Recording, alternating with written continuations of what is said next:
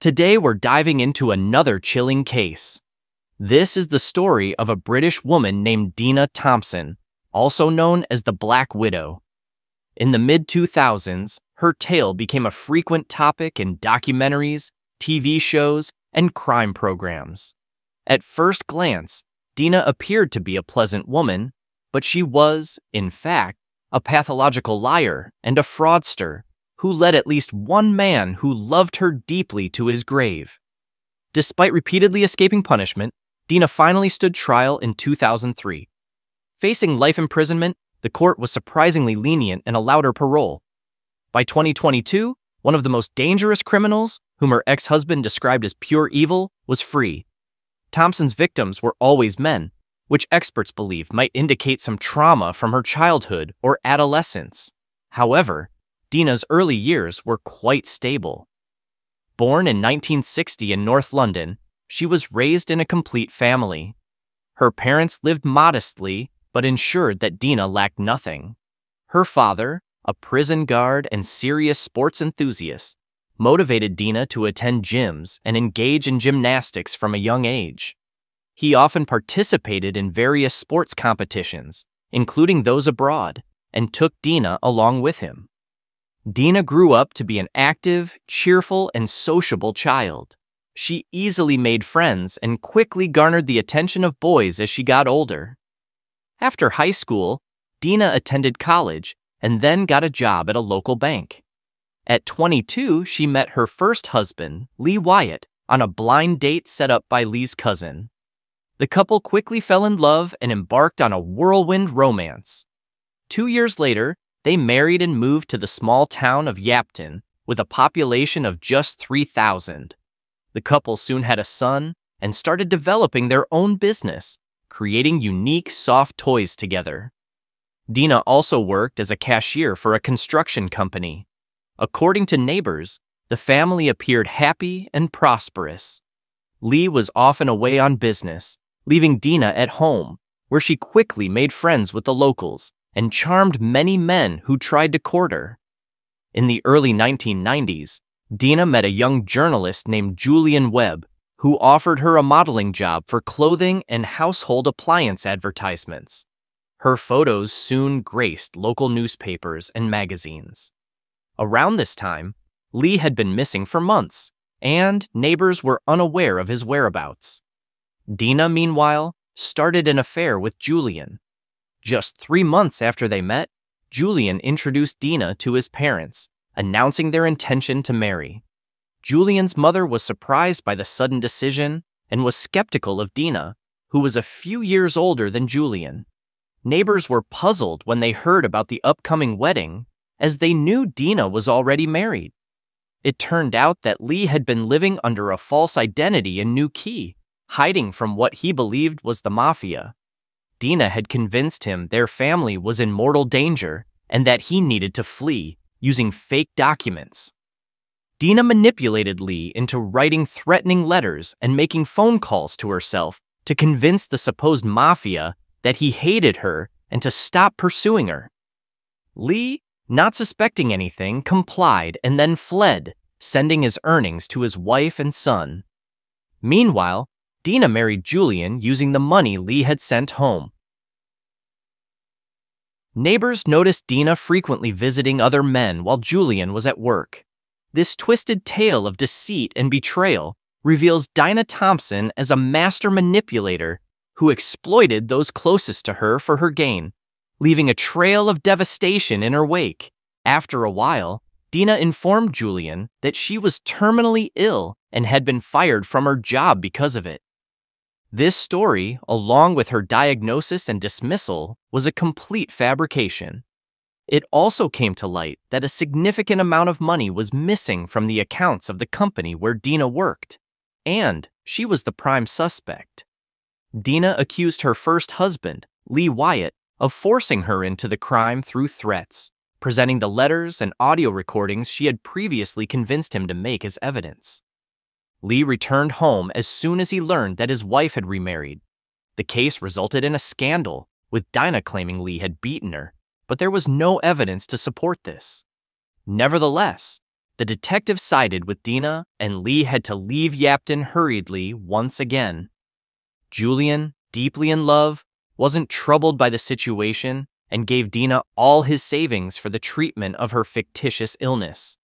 As time passed and the money dwindled, Julian began to question the progress of her treatment. He discovered that Dena had no medical documents confirming her diagnosis. Their relationship deteriorated, and neighbors often heard the couple fighting loudly. In June 1994, the day after Julian's 31st birthday, he died suddenly.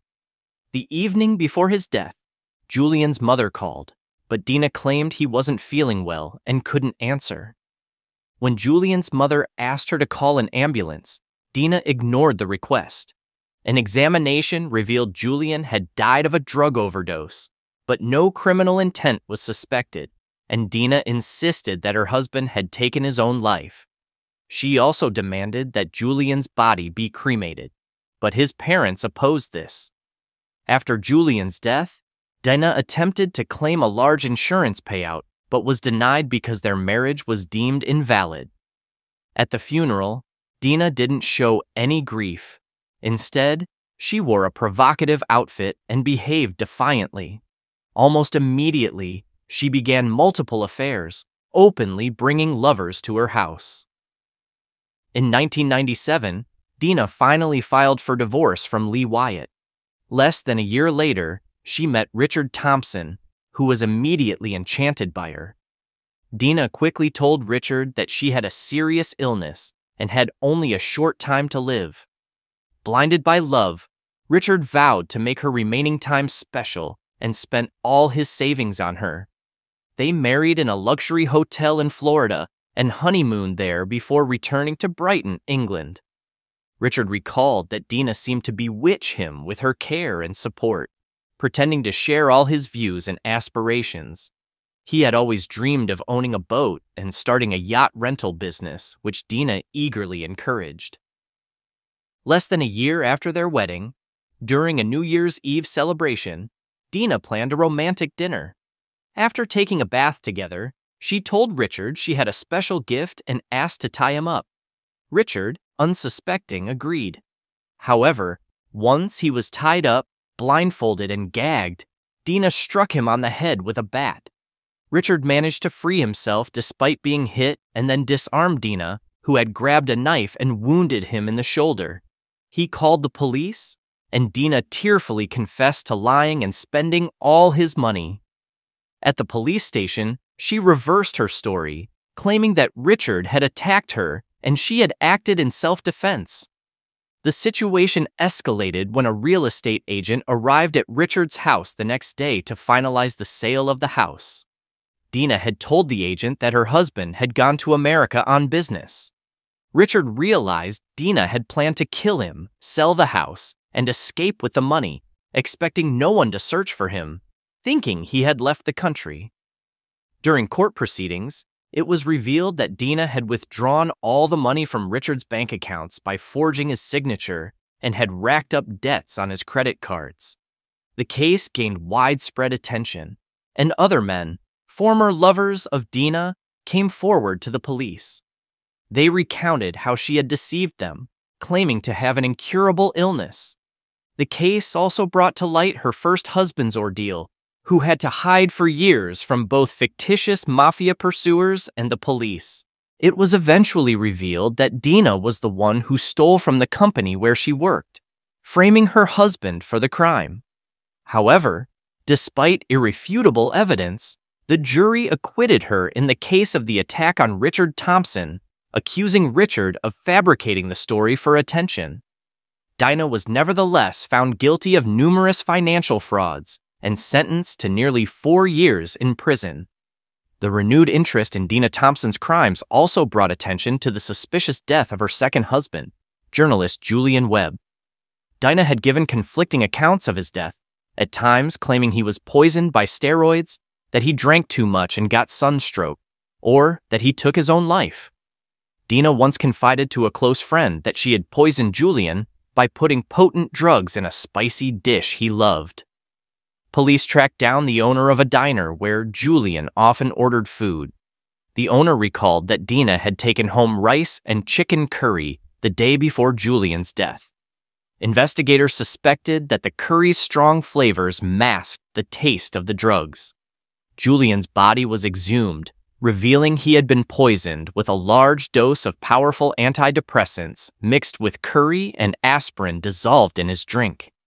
At the time of the call to his mother, Julian was still alive and could have been saved, but that was not part of Dena's plan.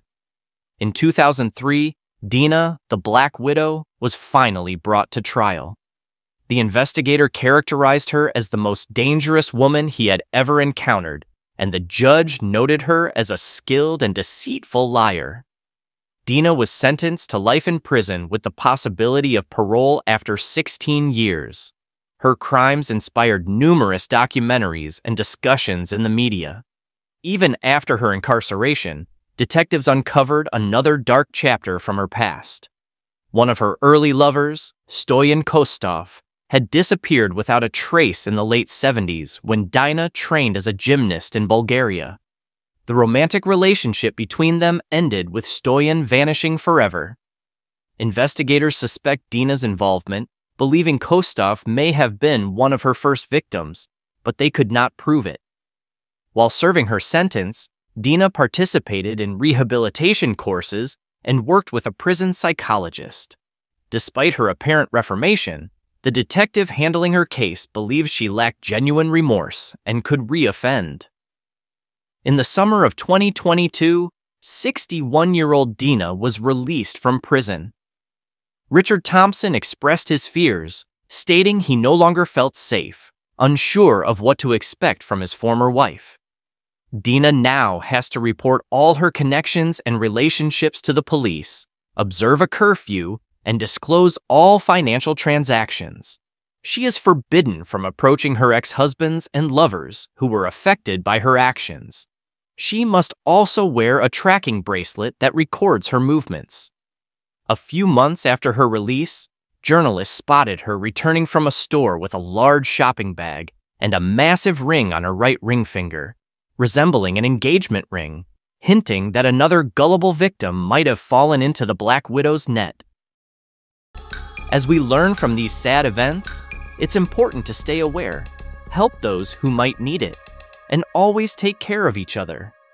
Stay safe and look out for warning signs in those around you.